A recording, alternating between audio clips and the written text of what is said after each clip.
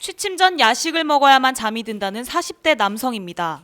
야식을 안 먹고 자게 되면 자다가도 깨서 꼭 야식을 챙겨 먹거든요. 그렇지 않으면 배가 고파서 잠을 잘 수가 없고요.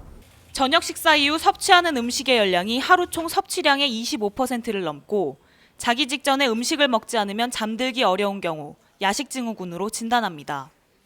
야식증후군 환자는 우리나라 성인의 100명 중 1명꼴로 나타납니다. 스트레스라던가 불규칙적인 수면이라던가 이제 그런 생활 습관 때문에 생길 수도 있다고 얘기는 하지만 지금 이제 알려져 있는 바로는 우리가 정상적으로 음식을 먹는 사이클이 있는데 그런 음식을 먹기 시작하는 사이클이 좀 늦게 시작되고 늦게 지속되는 경우를 그 원인으로 보고 있습니다. 그래서 아침을 먹는 시간이 늦어지고 오후로 갈수록 점점 먹는 양이 많아지는 이제 그런 것들이 이런 야식 증후군을 초래한다고 볼 수 있습니다.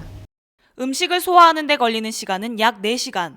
소화가 덜 된 상태로 잠들면 역류성 식도염이나 기능성 위장장애와 같은 소화기 질환이나 수면장애가 잘 생깁니다. 또 밤에는 부교감 신경이 활발해지면서 같은 양을 먹더라도 더 많은 지방이 체내에 쌓입니다. 늦은 밤에 고칼로리를 섭취함으로써 비만과 그리고 비만에 관련된 여러 합병증의 위험도가 높아지게 되고 소화되지 않은 음식물을 갖고 잠자리에 들므로써 위식도 역류증이나 위염과 같은 위장질환의 위험도도 같이 높아지게 됩니다. 또한 수면의 질이 떨어져서 낮 동안에 만성적 피로감을 호소하게 됩니다. 야식은 치아 건강에도 좋지 않습니다. 침은 치아의 세균을 닦아내고 입안의 산성도를 낮춰 충치나 세균으로부터 치아와 잇몸을 보호하는 기능이 있습니다. 하지만 밤에는 침의 양이 현저히 줄기 때문에 치아 건강을 위해서는 야식을 먹은 후 양치질을 평소보다 더 꼼꼼하게 하는 것이 좋습니다. 야식 증후군을 해결하기 위해서는 하루 3끼를 규칙적으로 먹는 것이 가장 중요합니다. 활동량이 많은 낮에는 균형 잡힌 식사를 통해 필요한 영양소가 충분히 공급되도록 하고 저녁은 가볍게 먹어야 합니다.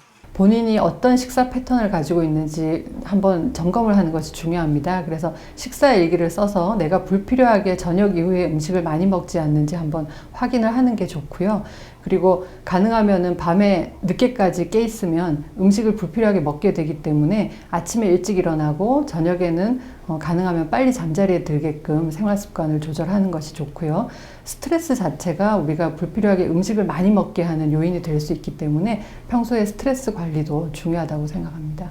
야식 욕구를 참기 힘들다면 저칼로리, 저당분이면서 포만감을 주는 오이, 당근 등을 먹는 것이 좋습니다. 헬스조선 한희준입니다.